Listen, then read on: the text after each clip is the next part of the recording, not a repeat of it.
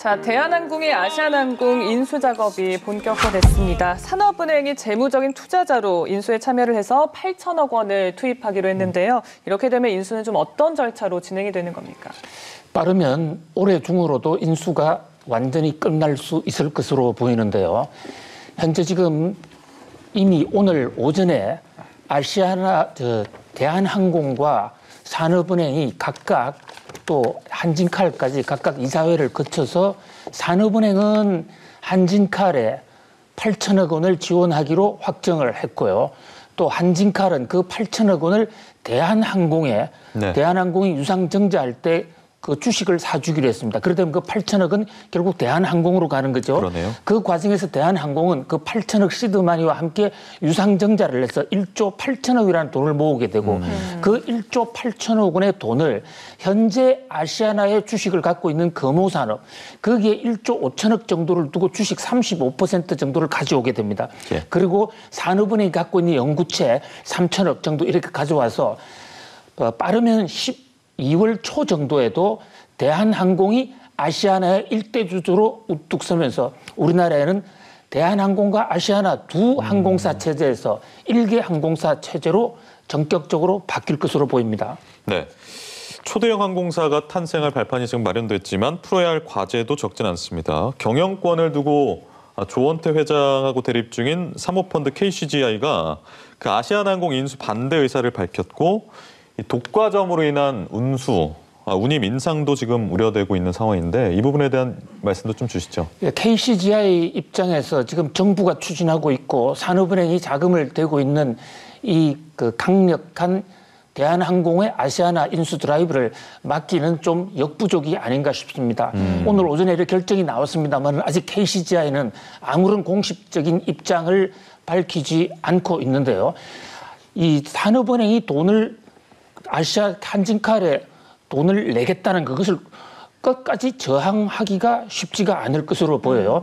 현재 물론 유상증자의 3자 배정은 주주의 동의가 있어야 하는 것이 원칙입니다만은 그러나 지금 한진칼은 정관을 통해서 이사회만 결정하면 될 수 있다는 그런 조항이 있기 때문에 이 대목이 법정으로 가게 되면 가처분 신청을 하게 되면 조금 늦어질 수는 있습니다만은 그러나 지금 현재 이 정부와 산업은행의 강공 드라이브를 막아내기에는 조금 한계가 있지 않냐.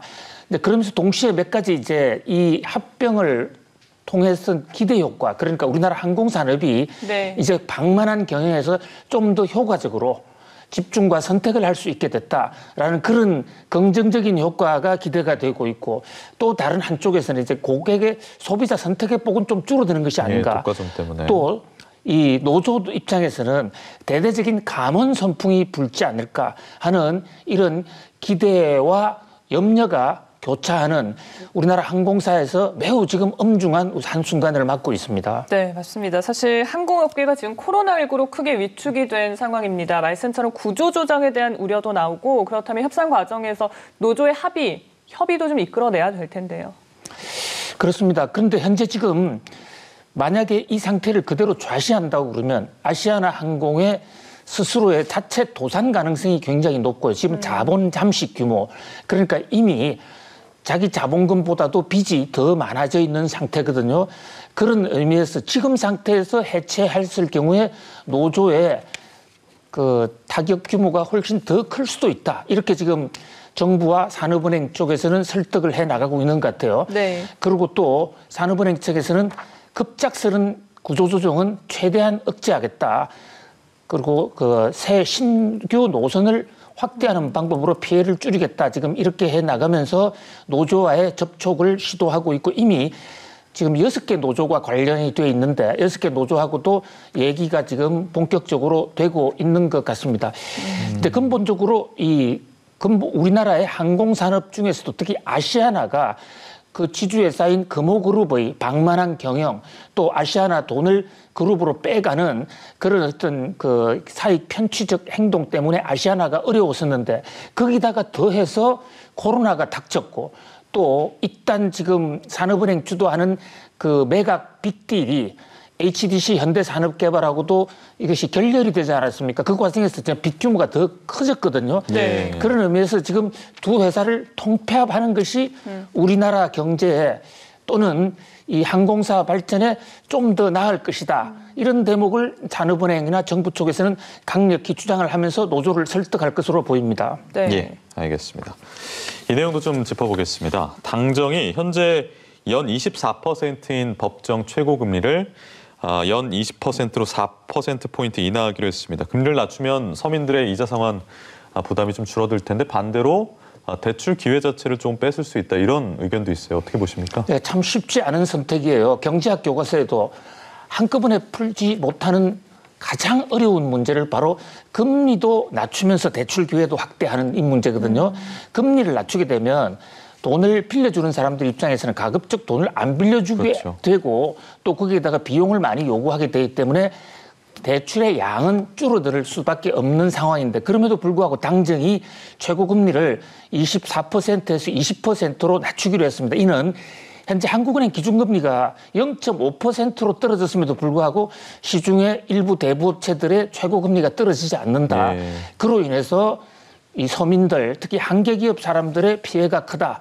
그래서 어떤 결단을 내린 것 같아요. 일각에 이재명 경기도지사 같은 분은 이것을 10%로 내려야 된다고 주장하지 않았습니까? 네. 그런데 비하면은 4%포인트만을 내리는 20% 선에서 절충을 한 것으로 보이는데 여기서 가장 문제가 되는 이제 대출 규모가 줄어들 것 같다.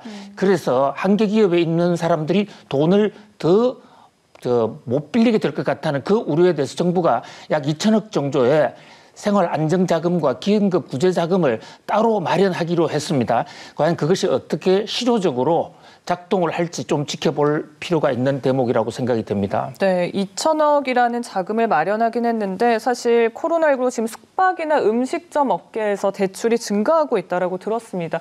아마 실제 현장에 계신 분들은 정말 여파가 없을지 걱정을 하실 것 같아요. 박사님 어떻게 보십니까? 그렇습니다. 지금 코로나19 때문에 금리가 문제가 아니라 당장에 부도가 나는 것을 막기 위해서 그 돈을 1,000만 원 또는 1억 원을 금리를 2배 내지 3배 준다 하더라도 돈을 긴급하게 필요로 하는 그런 수요처가 상당히 적지 않은 것으로 보입니다.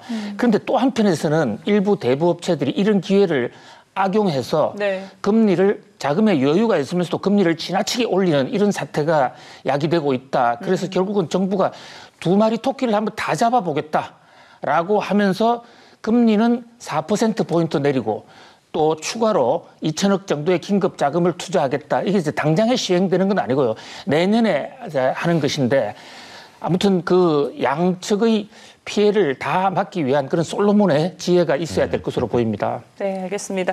자, 마지막 주제 이제 짚어보려고 하는데 8년 동안 협상을 벌인 끝에 어제 정부가 세계 최대 자유무역 협정이죠. 영내 포괄적 경제 동반자 협정 RCEP에 최종 서명을 했습니다. 모두 15개국이 참여를 합니다. 사실 일본을 제외하고 대다수 국가들과 개별 FTA를 맺고 있는 상황인데 이 협정이 지니는 의미가 어떻게 되는 겁니까? 예, 지금 FTA 협정을 맺게 되면 우리나라가 외국에 수출할 수 있는 길이 훨씬 쉬워집니다. 왜냐하면 수출 금지 품목이 줄어들고 또 관세가 낮아지거든요. 그런데 지금 앵커님 잘 지적하신 대로 오늘 어저께 RCEP에 가입한 나라들 중에 중국이라든지 일본, 그밖에 아세안 대부분의 국가들은 이미 우리나라하고 FTA를 하고 있는 나라는 다만 일본만이 예외였거든요. 네. 이제 그런 관점에서 볼 때 이번에 FTA를 한다고 해서 갑자기 수출 규제가 풀린다거나 관세가 획기적으로 떨어질 것으로는 보이지 않습니다. 그 효과는 장기적으로 서서히 나타날 것이고요. 그러나 이게 하나의 경제 블록이 되어 있는데 우리가 빠졌을 때의 피해도 크고 또 블록에 들어가 있을 경우에는 우리나라가 직수출하는 것뿐만 아니라 다른 나라 제3국에서 수출하는 것까지도 FTA 혜택을 받을 수 있다.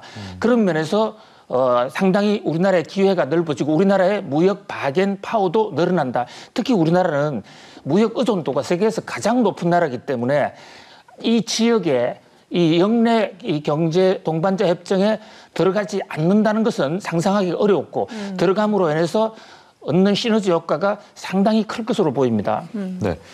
그 RCEP 출범으로 인해서 동남아시아, 아세안 10개국하고 무역 장벽을 좀 낮춘다는 의미는 그 문재인 정부의 신남방 정책하고도 좀 결을 같이 하는 것 같고 소비자들이 좀 수혜를 받는 그러니까 체감할 수 있는 품목들이 어떤 게 있을까요? 그렇습니다. 가장 기대가 되는 것이 이제 문재인 대통령이 취임 이후에 강력하게 추진해왔던 신남방 정책이 상당히 탄력을 받을 수 있게 됐다는 거예요.